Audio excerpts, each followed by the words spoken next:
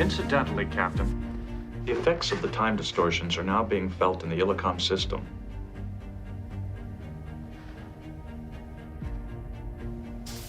Bridge. In the past decade, Mannheim has turned some vague theories into a practical application. Yes, but without his help, I'm not sure we'll be able to pose any intelligent questions, let alone come up with any solutions. Incidentally, Captain, the effects of the time distortions are now being felt in the Illicom system. It's us before we step into the turbo lift. It's happening again. I feel no disorientation, nor do I. What was that? I believe what could be termed as the Mannheim effect is becoming more pronounced.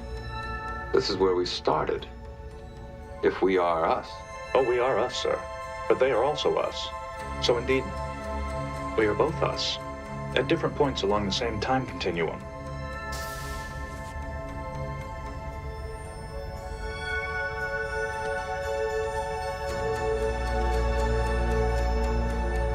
Bridge.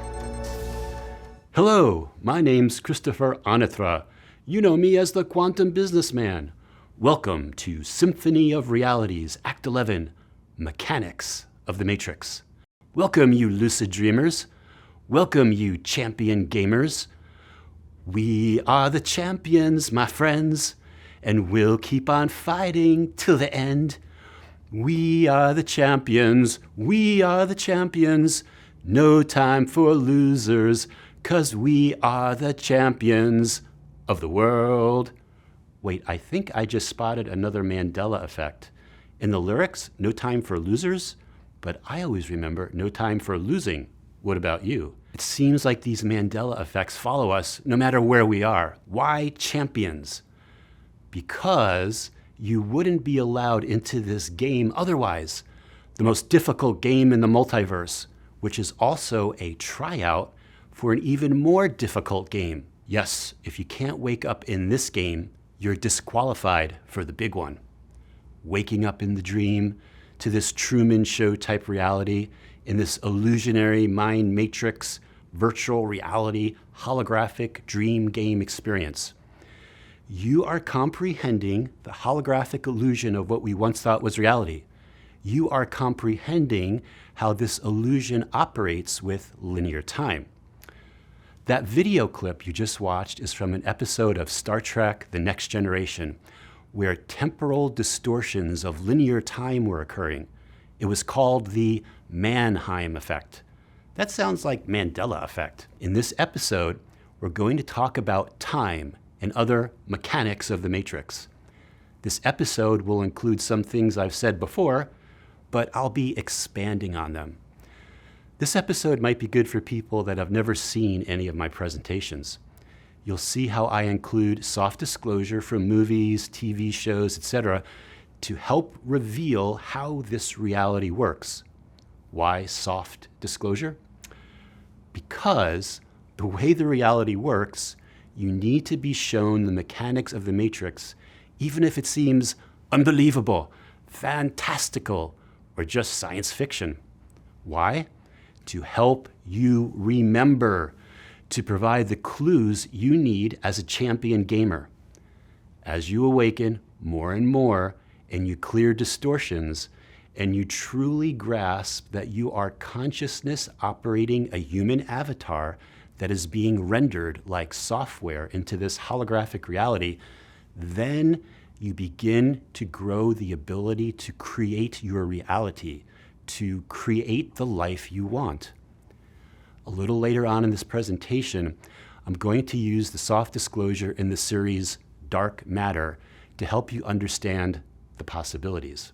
So what about this Mannheim effect shown in Star Trek? Perhaps this type of temporal distortion, like the Mannheim effect, was occurring during the third and final fall of Atlantis, which happened in the area we now call the Bermuda Triangle. Atlantis was a worldwide civilization, and as I've said before, the first fall was in the area known as Antarctica. The second was in the area we know as the Sahara Desert. As that final fall of Atlantis was getting closer, they would experience what I would call time quakes, glitches in time fast forwarding, then rewinding, then skipping, then repeating.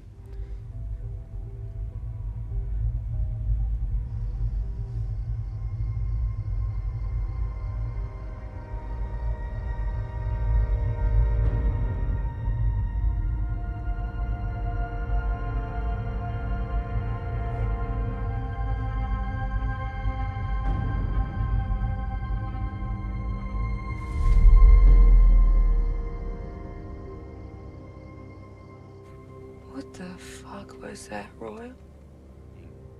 Linear time, timelines, timeline insertions, and time loops are some of the core mechanics for how this illusionary holographic matrix simulation dream reality works. In order to enter this holographic matrix simulation, you must first agree to linear time. Outside of this illusion, you are pure consciousness energy existing in no time. You are timeless. You are infinite, indestructible consciousness experiencing different past lives within different timelines and time loops within those time streams of linear time. If we didn't agree to linear time and its 0 point, then we wouldn't be able to see each other, or objects, or nature, or anything. We would not have a coherent symphony of realities. The ancient Greek philosopher Pythagoras said, "Physical matter is music solidified, and there is geometry in the humming of the strings. There is music in the spacing of the spheres." A symphony of realities. Like Neo in The Matrix, waking up when he took the red pill, many of us have been waking up when we first experienced the Mandela Effect. What does that mean? What does that mean? It means buckle your seatbelt, Dorothy, because Kansas is going bye-bye.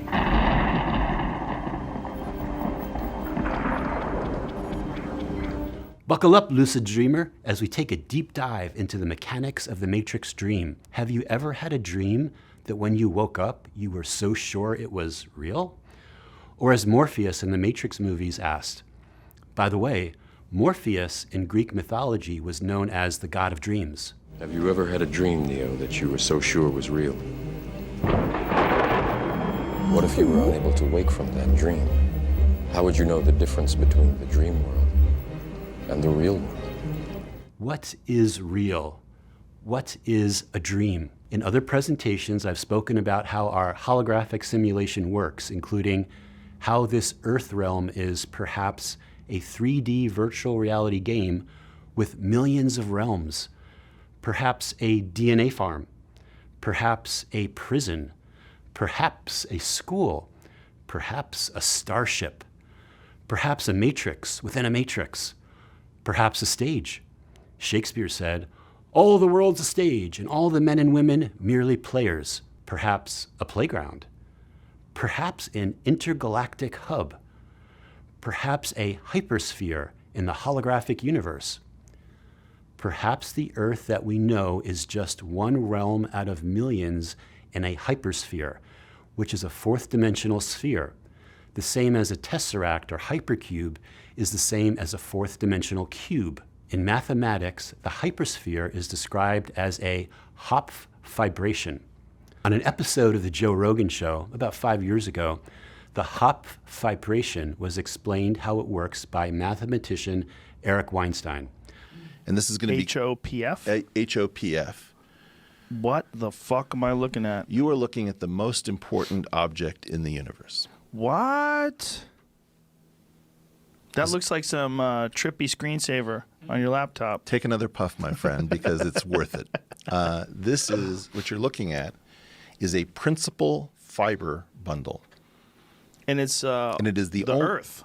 Those are the continents I'm looking at. That's the cool part about it, which is this is very confusing to figure out what you're looking at, but it's finite. What you're looking at is a two-dimensional sphere that is the surface of the Earth, where an extra circle is included at every point on the surface of that sphere, which you're now visualizing.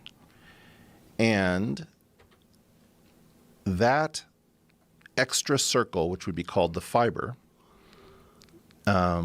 When you take the totality of all of those circles together, one for each point on the surface of the sphere, they create something called a three-sphere. That is all the points that are 1 unit of distance away from the origin in 4-dimensional space. So that 3-dimensional sphere is the analog of a 2-dimensional sphere sitting in 3-dimensional space. I'll leave a link to their entire conversation in the description below. My advice is not to get hung up into the shape of the Earth. Some say the original Earth was a cube. Some say it's flat. Some say a sphere. Some say a donut, like a toroidal field. Some say a hypersphere illustrated with a Hopf vibration concept. Just know that Earth is much more than we can comprehend with our current third-dimensional limited brain abilities. Perhaps Earth is a type of intergalactic hub within our holographic universe. In my gameplay and other presentations, I've spoken about the 3 main types of players here called source players, non-player characters, walk-ins and entities, or pay-to-plays. When it comes to source players, there are 2 groups, the regular source players and the elite source players. Perhaps the regular source players needed to win at least 51% of other source games to be allowed to enter this reality. Perhaps the elite source players had won 100% of all the other source games they played. Role players in a role-playing game change the role and change the game. How do you change the role? You understand how the reality works. You take the steps to unlock your script. You clear your distortions. You stand in neutrality and focus on the now moment, never living in the past. Your power is in the eternal now. You no longer are bound by soul contracts you agreed to before entering the game. You understand how we exist within our bubble of reality and how we render our avatar like software and how we are co-creating this experience with other source players. Why does this change the game? Because when you comprehend how this all works, it changes how you feel about life and gives you empowerment. Are you ready to free your mind? I'm going to show these people what you don't want them to see. I'm going to show them a world without rules and controls, without borders or boundaries. A world where anything is possible. Just remind people what a free mind can do. You have to let it all go, Neo. Fear, doubt, disbelief.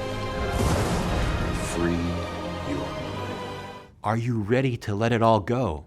Fear, doubt, disbelief. My goal with all my presentations, and most importantly this one, is to free your mind. I'm not teaching you anything.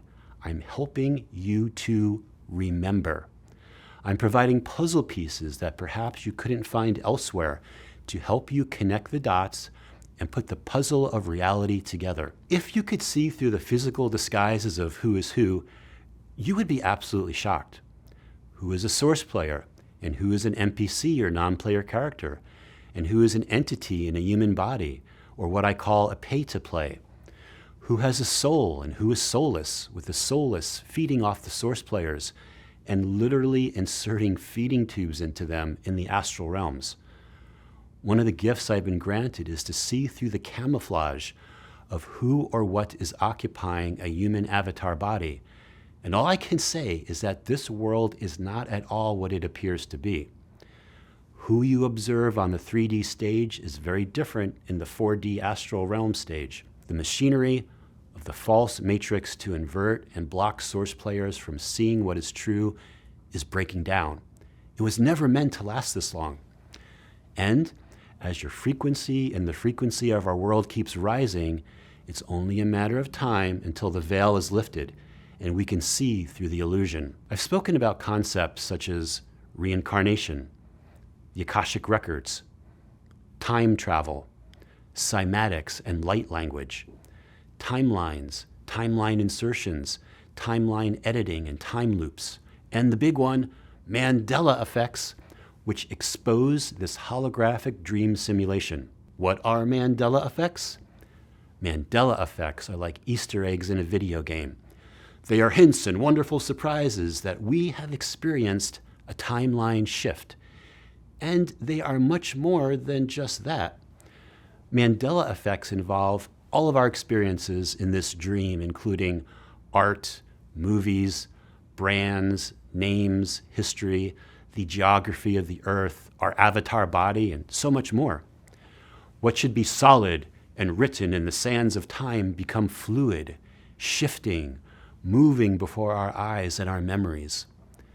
Mandela effects are the most important phenomena to be identified by humanity in modern history. It's no surprise that they are ignored by the global narrative and one of their controlled narratives we call mainstream science. Mandela effects shed light on how consciousness, timelines, and our holographic dream reality works. Philip K. Dick, the famous science fiction writer whose books and short stories were turned into movies such as Total Recall, The Adjustment Bureau, The Man in the High Castle, Blade Runner, and so many more, spoke of what we call the Mandela effect back in 1977 in a talk he gave in Metz, France, which he called, "If you think this world is bad, you should see some of the others." Here's what he said. I submit to you that such alterations, the creation or selection of such so-called alternative presence, is continually taking place. The very fact that we can conceptually deal with this notion, that is, entertain it as an idea, is the first step in discerning such processes themselves. But I doubt if we will ever be able in any real fashion to demonstrate, to scientifically prove that such lateral change processes do occur. Probably all we would have to go on would be vestiges of memory, fleeting impressions, dreams, nebulous intuitions that somehow things had been different in some way, and not long ago, but now. Mais je doute d'être jamais capable de démontrer réellement. We might reflexively reach for a light switch in the bathroom only to discover that it was, always had been, in another place entirely. We might reach for the air vent in our car where there was no air vent, a reflex left over from a previous present, still active at a subcortical level. We might dream of people and places we had never seen as vividly as if we had seen them and actually known them. But we would not know what to make of this, assuming we took time to ponder it at all.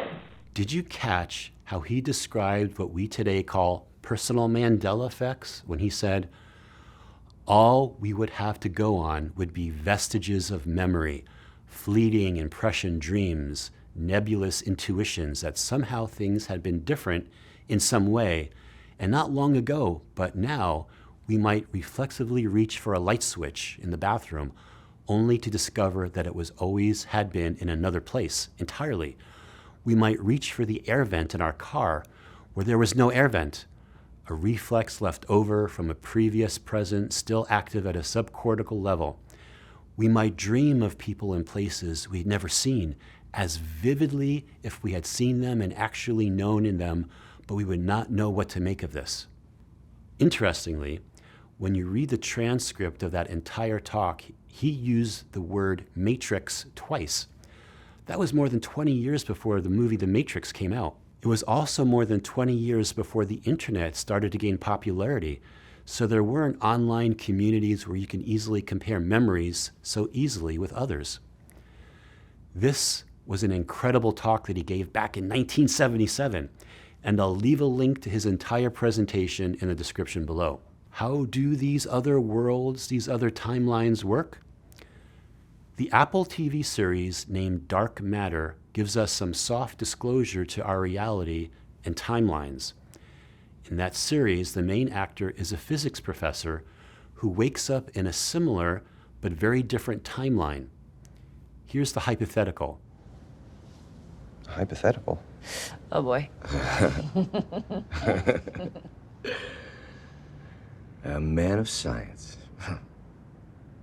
Physics professor. Okay. He is married to the woman of his dreams. They have a son, and they all have a good life. Until one night, this man, he goes to a bar. He's seeing an old friend, college buddy, who's won a prestigious award. But on the walk home, something happens. He doesn't make it home. When he regains his full presence of mind, everything has changed. Brain tumor? Head trauma? CT scan says no. Maybe it's like some kind of multi-tiered deepfake punking. Within 5 hours, the entire inside of his house is renovated.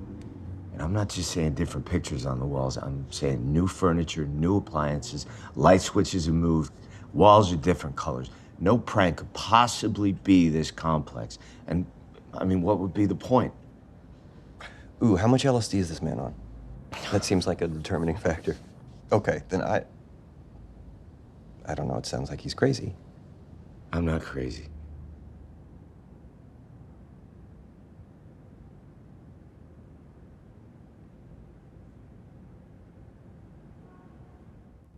It sounds like he's crazy, but he's not. The premise of the series is that another timeline version of him is a quantum physicist who created something called the box.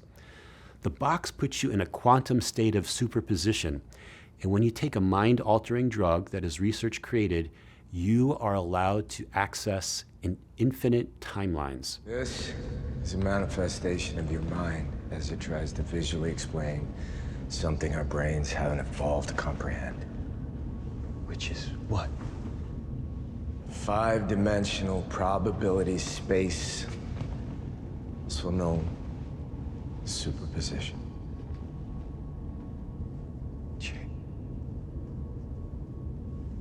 Are you saying I'm in a quantum state right now? Yeah. Yeah. Now, it looks like the corridor, but it's actually the box repeating itself across all possible realities that share the same coordinates of space and time. This can't be. This is real. Jason. Oh my. What's behind the doors? An infinite amount of variations of the world you know. Some subtly different and some that will blow your fucking mind.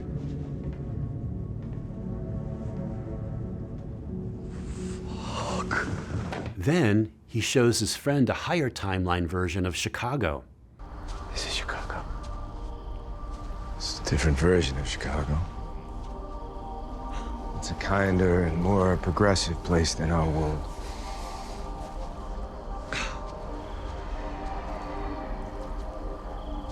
So how did we end up here? I just thought of the kind of place that my friend would like to see.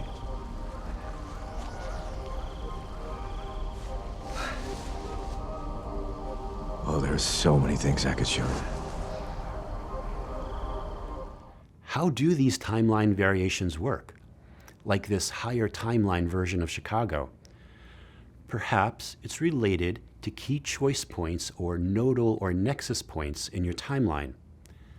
As you raise your frequency more and more, and you clear distortions, and you truly grasp that you are consciousness operating a human avatar that is being rendered like software into this holographic reality, then you begin to grow the ability to create your reality, to create the life you want, to quantum jump into your ideal timeline, the timeline that has the ideal version of you.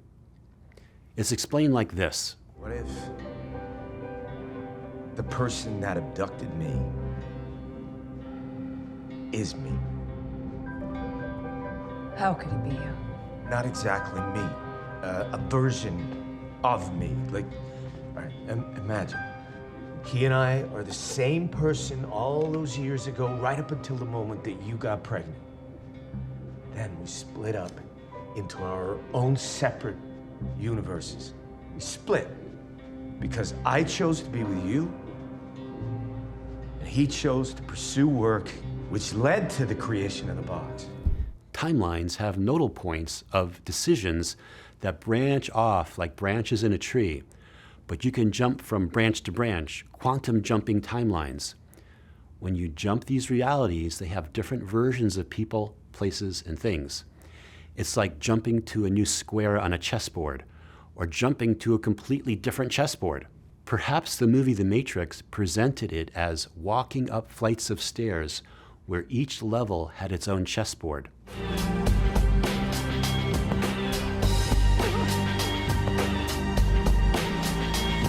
Maybe on one chessboard, no matter what square you land on, you always have issues of abundance. But when you jump to a completely new chessboard, you arrive in a reality where abundance always comes easy for you. Perhaps that was the meaning of Salvador Dali's painting titled Corpus Hypercubus, which showed Christ on a hypercube or tesseract over a chessboard. Perhaps the cube and its right angles represents us being locked in time. Once you unlock the cube, unfold the cube to the hypercube or tesseract, then you can move around the chessboard of realities. Where are these other realities? Where are they? Other realities? Imagine you're a fish swimming in a lake. And to you, that lake is your entire universe. Then one day, someone reaches in and pulls you out of the water.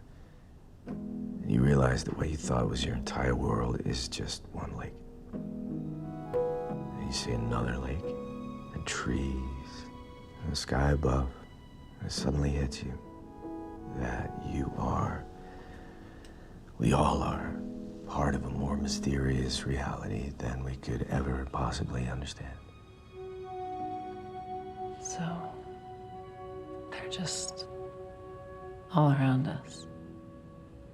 We can't see them. They're right here. So close. Just microns away. And if our consciousness were more fluid, we could literally reach out and touch them. Those other timeline realities are so close, just a micron away. Perhaps what is happening with Mandela Effects is showing us these closer timelines, even just a micron apart from ours, are merging. They are combining. Perhaps this merging of timelines is accelerating, and our reality is going to get more crazy and incredible as we move forward in time. Okay, what I'm going to show you next, try not to laugh or smile. Perhaps you could visualize all of us collapsing and merging our timelines like this.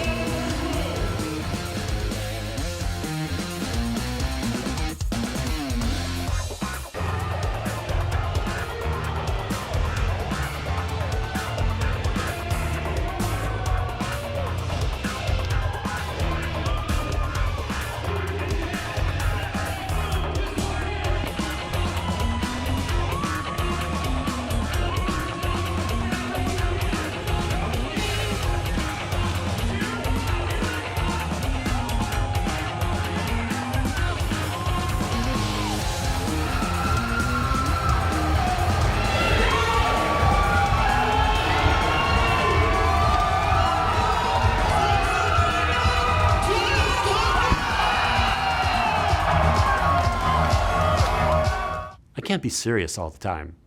Watch, that'll be the only thing you remember from this presentation. When more and more of us raise our frequency and collapse and merge timelines like falling domino mattresses, this accelerates the mattress collapsing of timelines for everyone.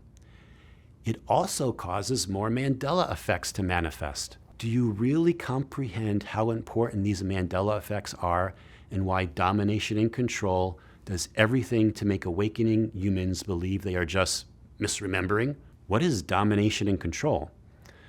Perhaps it is those non-human entities controlling the simulation. Go back to sleep, human. Nothing to see here. Perhaps Mandela effects are not random. Perhaps they provide clues and hints to help us better navigate this reality. Perhaps they have hidden meanings. A famous example of a Mandela effect with a huge hidden meaning is from Star Wars. If you're like me, you remember Darth Vader, also known as Anakin Skywalker, saying, "Luke, I am your father." But now we have the Mandela effect of him saying, "No, I am your father." So what is the hidden meaning? The word "no" is a clue. Is it N-O or no, as in K-N-O-W, as in comprehend? Remember, the English language is spellcasting, with many words having dual meanings. And who said that line? It was Darth Vader or Anakin Skywalker. The name Anakin has Germanic roots meaning the son of Anu, or family or kin of Anu. Perhaps Anu, which is said to be the father of the ET species known as the Anunnaki. Anu is an early Mesopotamian sky god who was later viewed as the father of the gods and ruler of the heavens, the divine personification of the sky. Skywalker can refer to one who walks in the sky, perhaps from outside this world or holographic space. Could Anakin Skywalker mean Anunnaki Skywalker? The Anunnaki, rulers of the sky, Skywalkers, who were said to be the creators and manipulators of DNA, literally our father. So, could this Mandela effect be telling us that the Anunnaki created our current human avatar by claiming to be our father? To know, K-N-O-W, they are our father? I made a more detailed episode about this Mandela effect, and I'll leave a link below if you'd like to watch it. Let's talk about time travel and Mandela effects. Perhaps about 5% of Mandela effects are caused by time travel. Two examples of Mandela effects by time travel include the 1989 Tank Man film of Tiananmen Square and the missing cornucopia from the Fruit of the Loom underwear brand. For the first example, Tank Man was an unknown Chinese man who stood in front of tanks in Tiananmen Square in Beijing, China in 1989.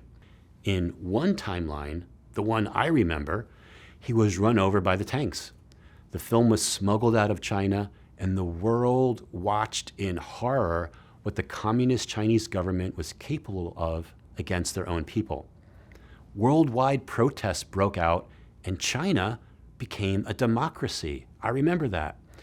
For myself, I clearly remember when China became a democracy in the 1990s. The newspaper articles and the democracy progress being regularly featured on the TV news, and how they modeled their constitution from the United States. The lesson to the world was that one man could make a difference. Then, perhaps using time travel technology, the Chinese military had those tanks not run over Tank Man. They stopped in front of Tank Man, who climbed on the tank and spoke with the driver, and he eventually walked away. This caused the film to be neutered and have no effect on China and the world. Who cares that a man climbed on a tank and went home? When I watched the current film of Tank Man and him climbing on the tank and talking to the driver, then going home, that's absolutely ridiculous to myself because I remember him being run over. This time travel event allowed China to remain communist, and so that timeline where he wasn't run over was edited into our reality. Perhaps the other Mandela effect caused by time travel is the missing cornucopia on the Fruit of the Loom underwear brand. The cornucopia is also the symbol used at American Thanksgiving to celebrate cooperation and peace treaties with the native peoples. Perhaps the cornucopia, or horn of plenty, or symbol of abundance, disappeared from the Fruit of the Loom brand when the US military used time travel to break treaties and conduct massacres, most especially the 1637 Pequot Indian Massacre in Mystic, Connecticut, where 500 Pequot adults and children were killed while they were sleeping. Perhaps the US military's use of time travel against the native people caused the US military and government to be stronger, but also caused a ripple effect throughout time, which created this Mandela effect. It literally removed the cornucopia from your underwear. What about timeline insertions and timeline editing? You've heard me refer to these as chess moves. Perhaps if you wanted to vaccinate the human population, you would see how humans would react to pandemics and the amount of fear needed to mind control them. Perhaps you wanted to make pandemics a common theme of our history over the last 60 or 70 years, about the length of a human's lifespan. Perhaps the following pandemics were timeline inserted into our reality to normalize pandemics and mass vaccinations, including pandemic timeline chess move insertion number 1, the Asian flu pandemic of the late 1950s. In 1957 and 1958, the Asian flu pandemic, which killed up to 4 million people worldwide and 100,000 Americans. It caused the 1958 recession in the United States called the Eisenhower recession, as factories and offices closed down. In 1958, in this timeline, it was common for office workers to wear face masks during this pandemic. Perhaps a test run to see how much fear was needed for obedience. If you're old enough to remember, do you remember people wearing face masks in 1957 and 1958? Pandemic timeline chess move insertion number 2. The Beatles are cool and so are face masks. About 7 years later, in 1965, the Beatles were photographed wearing smog masks in one of their most iconic photos. Perhaps a test run to see how cool wearing a mask could be, though I think that George had the right idea by smoking a cigarette through the mask. Talking about the Beatles, do you know their song Yellow Submarine and how we all live in a yellow submarine? The opening lyrics to that song go, "In the town where I was born lived a man who sailed to sea, and he told us of his life in the land of submarines." First off, I remember the lyrics saying sailed the sea, not sailed to sea. So for myself, that's a personal Mandela effect that has meaning. If you take the word sea, S-E-A, and understand that the English language is spellcasting with many words having dual meanings, then it could also mean see, S-E-E, as in sight, or to grasp, or comprehend. This man wanted to better understand the world or the reality he was in. So besides the silly-sounding song about living in a yellow submarine, could this song be telling us about our reality? Is our holographic dream simulation like a submarine? In other words, when you are in the ocean in a submarine, you can't just leave. You are trapped in that submarine, which is surrounded by water. Also, could the color yellow be a clue that our reality is based on a yellow sun, or was? Pandemic timeline insertion chess move number 3, the 1968 Hong Kong flu pandemic. The 1968 Hong Kong flu pandemic killed up to 4 million people worldwide and 100,000 Americans. It almost also killed President Johnson and his wife. In this timeline, this pandemic was nearing its end during the Woodstock Music Festival. By the way, do you remember the Woodstock Music Festival being hot and dry or cold and rained out? In this edited timeline insertion, Woodstock started dry as part of the first day and then quickly got rained out. In this timeline, the Woodstock Music Festival was known for rain and mud. Is that a Mandela effect for you? Do you remember Woodstock being hot and dry or rain? There is the famous Woodstock "No Rain" chant in this timeline. Hey, if you think really hard, maybe we can stop this rain. Yeah. No rain, no rain, no rain, no rain, no rain, no rain, no rain. No rain, no rain, no rain, no rain, no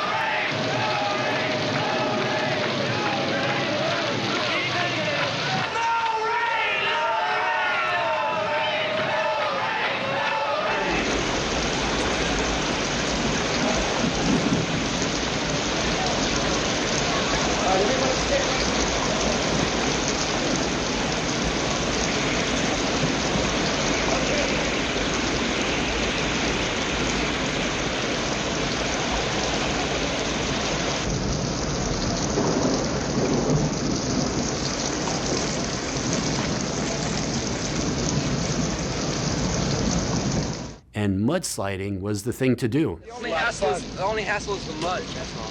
The mud. Mud's hassle.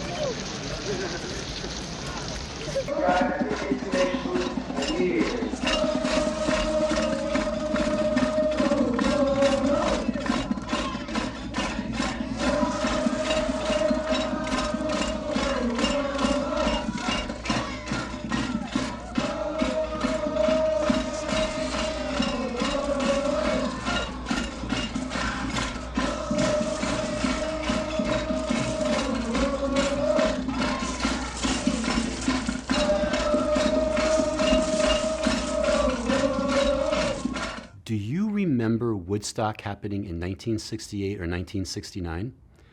In this timeline, it now occurs during August of 1969. Many remember it happening during 1968. Someone had told me they were born in 1968 and always knew they were born the year of the Woodstock Music Festival, the Summer of Love. So the 1969 year makes no sense to her. Perhaps if it happened during the peak of the 1968 pandemic, it might have been canceled.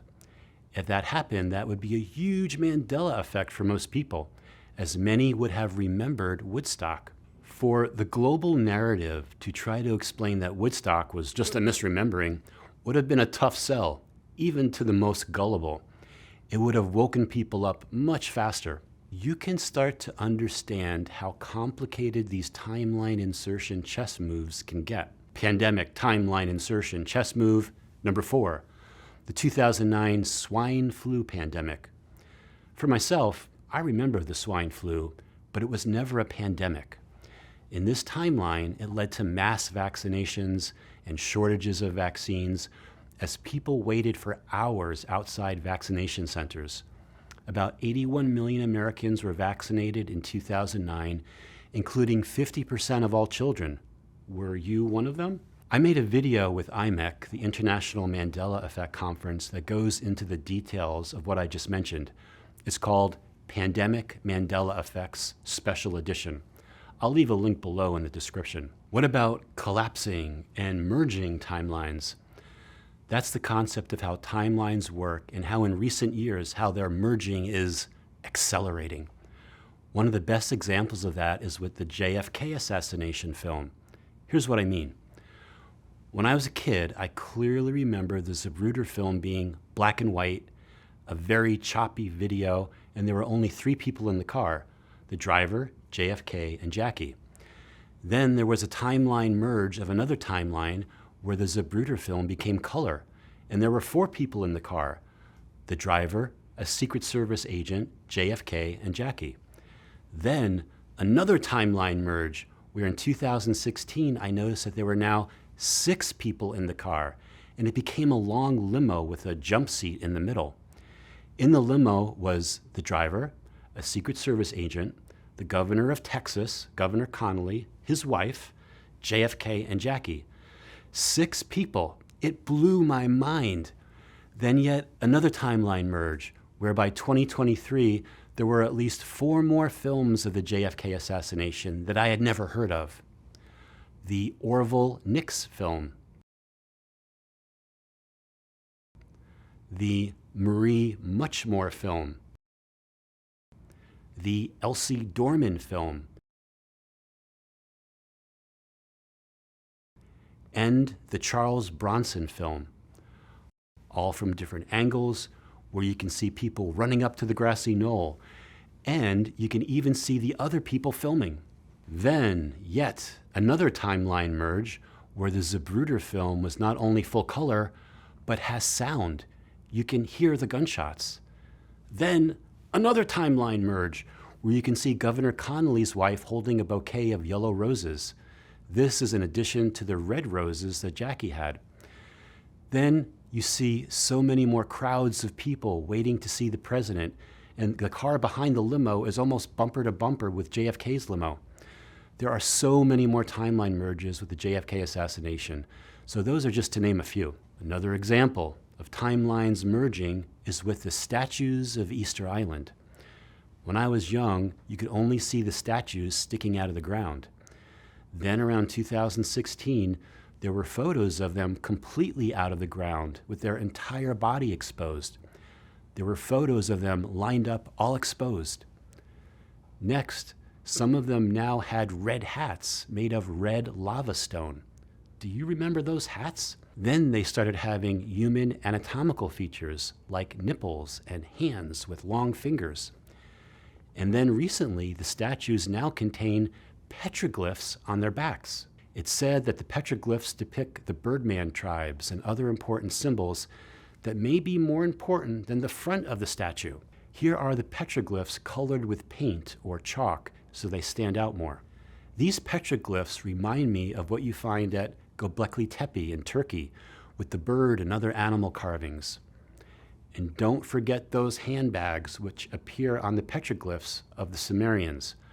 I call them the Gucci of the gods. I made a video with the same title where I break down the meaning from the Akashic records of those handbags, or bag o' plenty, or bag of holding, or pocketbook or purse, and how they represent technology. What kind of technology? The technology of pocket dimensions, or bubbles of reality within bubbles of reality. The ability to create worlds within worlds. I'll leave a link to that Gucci of the Gods presentation in the description. And the list goes on and on of timeline merges. These examples show how when timelines merge, there is more data coming into the reality. What was very simple and basic before now gets more details as the timelines merge together. What do you think about this concept of merging timelines? Can't be, but somehow is. The global narrative tells us that Mandela effects are misremembering. If you're watching my videos, I'm fairly certain you disagree. You know Mandela effects are real, and you're not going to let any science or government agency convince you otherwise. Government in Latin means mind control. Govern means to control, and mente or ment means the mind. Governments are mind control organizations run by otherworldly entities. No matter what government you live under, its purpose is to control your mind and make you obedient. I find it ironic when you see protests against a government or mind control organization. The protesters will wrap themselves in or carry the flag of that government they're protesting against. They might say they do it because they love their country or they respect their country. But how ironic, because they are showing their love, respect, and loyalty to the same organization which is abusing them and mind controlling them and making them their debt and energetic slave. When you track back why governments and their institutes of science totally disregard the Mandela effects and say that millions of people are misremembering, it's because the Mandela effect lets us see past the illusion. Those entities can't have that. They would lose control. Government, mind control organizations cannot rule over sovereign beings. They can only dominate and rule over slaves motivated by fear. So what are you? Are you a slave or are you a dragon? Does this all sound way out there? Fasten your seatbelt and put your seat back and tray table up, because this presentation is about to go, can't be, but somehow is. As you watch this presentation, remember the famous words of Sherlock Holmes. When one has eliminated the impossible, whatever remains, however improbable, must be the truth. Can't be, but somehow is. Are you familiar with the double slit experiment? How the observer changes the observed. How electrons change their behavior depending if they are being observed or not. Literally, the observer creates the observed reality. The source player observer causes the matrix to render what is being observed as the reality is co-created with other source players and displayed at 60 frames per second as seen through your physical eyes and the lens of the pineal gland. For example, if a tree falls in the forest and a source player character is not around to hear it, does it in fact make a noise? Perhaps if a source player is not there to observe it, that part of the forest is not even being rendered. Why? To save processing power, the same concept that is used in modern video game design. Perhaps you, as a source player, when venturing out into that part of the forest, can observe the fallen tree from the calculated matrix probabilities that it would have fallen previously. The source player observer causes the matrix mainframe computer to calculate and render the observed into our holographic simulation. Matrix mainframe computer? Is it possible that we are consciousness observing our reality as avatar software in a type of advanced mainframe computer? Let's take another example, your refrigerator. This example is related to a concept called object permanence. Object permanence means that you know an object or person still exists even when they are hidden and you can't see or hear them. To the science aspect of the global narrative, this is a key scientific principle, and when a baby understands this, it marks an important milestone in their brain development. If a toddler brings a teddy bear into a room and leaves it there, then walks away, does that teddy bear still exist? Is this the way the holographic simulation actually works? Do objects always persist even when not observed? Perhaps it is not. It's certainly not the way a modern video game would work. These glitches that we see, like the Mandela Effect, show me that it has its limits. If this structure is a simulated structure, the sim need only be concerned with the walls, the shadows, the glass, the reflections in the glass.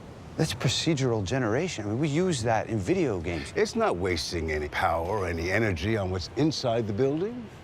Not until someone has the intention to walk in there.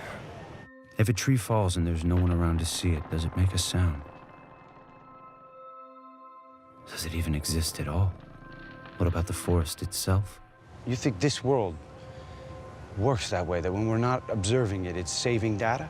It's my belief that our observation contribute to the creation of the physical world, yes. If a conscious being isn't observing something, does that thing actually exist? In computing, in video games, procedural generation allows a computer to not get bogged down in processing data that it isn't using or observing. If something isn't being observed by the collective consciousness, then it would cease to exist until it is observed once again. You've expected the reality to work the way you perceive it to with object permanence since you were a baby. So I understand this may be a difficult concept to adjust your thinking on. So here's the refrigerator example. Walk into your kitchen, open your refrigerator, look at all the food, then close the door. Does the food still exist? Since you were a baby, you've been trained and indoctrinated that it does. But I say it doesn't. The simulation is no longer rendering it because there is no source player there to observe it. Why? To save processing power. The same concept used in video game design, where an entire map of a game is only rendered as a single player or multiple players are interacting at the same location within the game. Open the refrigerator a month later, and you'll find a lot of spoiled food. Why? Because the matrix calculated what would have happened to that food and then renders that into your reality. If you were to put a camera into the refrigerator that a source player would watch, then that food would remain in the reality whenever those camera images were seen. The source player observer causes the matrix mainframe to render the observed into your reality. Only source players have permanence in the reality. That's you. Double slit experiment 101.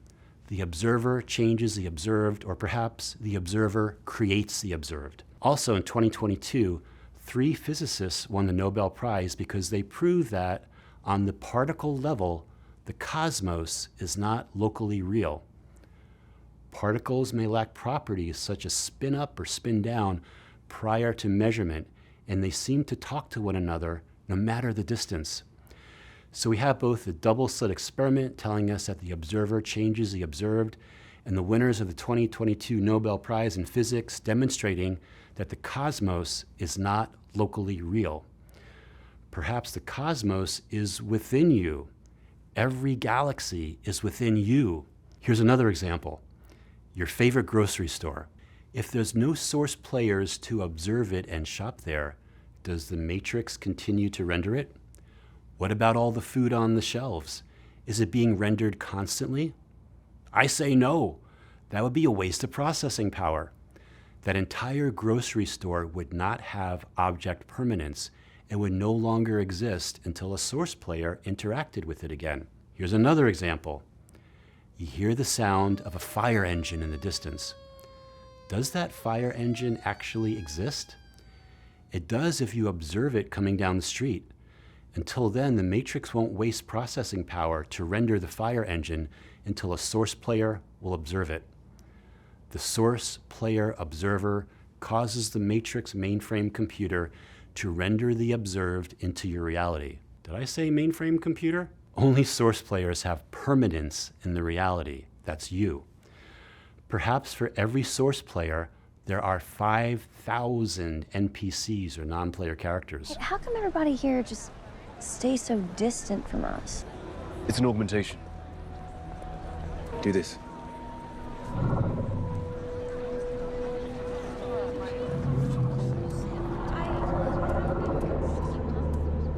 It's technology developed by the Research Institute. Holy shit. Why? Mood enhancer, I suppose you'd call it. Makes the world a bit less bleak.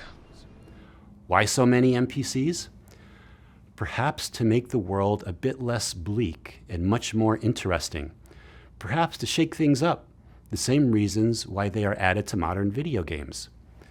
From what I tune into, every source player might be different in each timeline, but the NPCs are always the same in each timeline.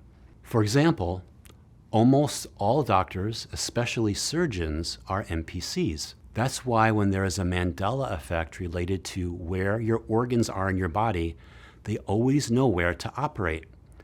That's why kidney transplant surgeons, no matter what timeline they're on, will know where the kidneys are in your body. In one timeline, in your lower back.